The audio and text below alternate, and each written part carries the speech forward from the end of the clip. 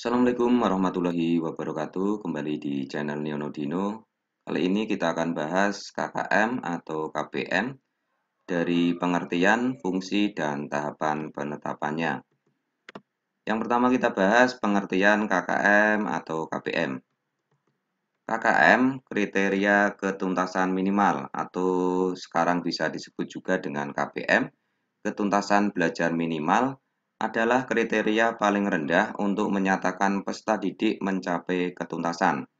KKM atau KPM harus ditetapkan di awal tahun ajaran oleh satuan pendidikan berdasarkan hasil musyawarah guru mata pelajaran di satuan pendidikan atau beberapa satuan pendidikan yang memiliki karakteristik yang hampir sama. Pertimbangan pendidik atau forum MGMP secara akademis menjadi pertimbangan utama penetapan KKM. Oke ya. Ini adalah pengertian sekilas tentang KKM atau biasa disebut sekarang KPM.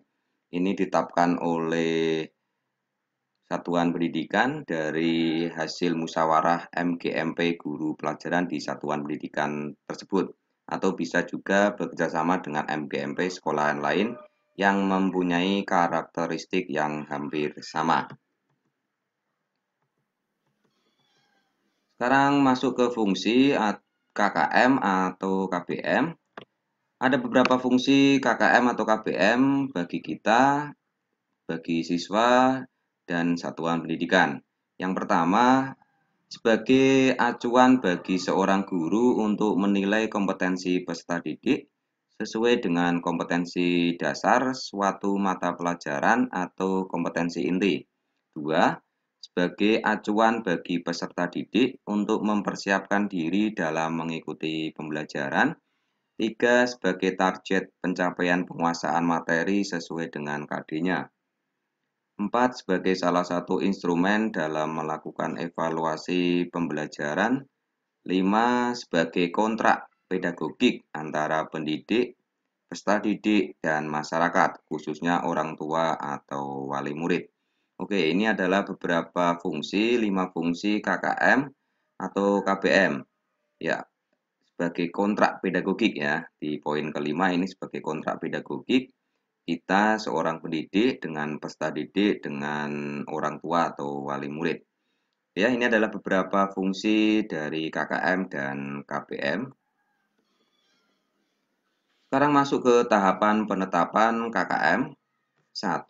Guru atau kelompok guru menetapkan KKM mata pelajaran dengan mempertimbangkan 3 aspek kriteria, yaitu kompleksitas, daya dukung, dan intak peserta didik. Hasil penetapan KKM indikator berlanjut pada kompetensi dasar hingga KKM mata pelajaran. 2. Hasil penetapan KKM oleh guru atau kelompok guru mata pelajaran disahkan oleh kepala sekolah untuk dijadikan patokan guru dalam melakukan penilaian. 3. KKM yang ditetapkan disosialisasikan kepada pihak-pihak yang berkepentingan, yaitu peserta didik, orang tua, dan dinas pendidikan. 4. KKM dicantumkan dalam laporan hasil belajar atau rapor pada saat hasil penilaian dilaporkan kepada orang tua atau wali peserta didik. Oke, ini adalah 4 tahapan untuk penetapan KKM. Guru atau MGMP guru membuat KKM atau menetapkan KKM berdasarkan 3 aspek. Terus hasil penetapan KKM ini disahkan oleh kepala sekolah. Dari penetapan KKM yang disahkan kepala sekolah nanti disosialisasikan kepada peserta didik, orang tua, dan dinas pendidikan. Oke ya, KKM nanti dicantumkan di rapor. Selanjutnya kita masuk ke yang terakhir. Oke ya. Di pembuatan penetapan KKM ini yang menjadi pertimbangan adalah kompleksitas, daya dukung, dan intak. Untuk penetapan atau pembuatan KKM kita melihatnya 3 aspek ini. Yang pertama, kompleksitas mengacu pada tingkat kesulitan kompetensi dasar yang bersangkutan. 2. Daya dukung meliputi kelengkapan mengajar seperti buku, ruang belajar, laboratorium, dan lain-lain. 3. Intak merupakan kemampuan penalaran dan daya pikir peserta didik.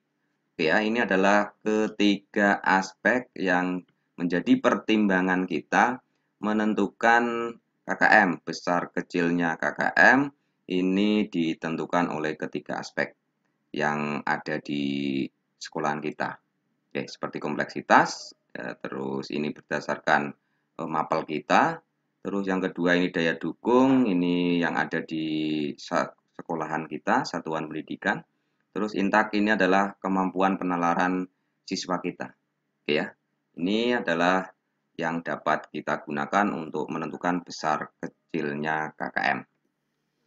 Untuk lanjut cara membuat KKM atau KBM, nanti akan saya buatkan cara cepat untuk membuat KKM atau KBM di Excel menggunakan yang sudah perangkat pembelajaran yang sudah ada ya. Kita gunakan filenya, terus kita mailing di situ dan supaya lebih cepat untuk pembuatan KKM atau KBM-nya. Jadi untuk teman-teman jangan lupa like dan subscribe supaya tidak ketinggalan video-video dari channel Niono Dino. Terima kasih, semoga video ini bermanfaat. Saya akhiri, wassalamualaikum warahmatullahi wabarakatuh.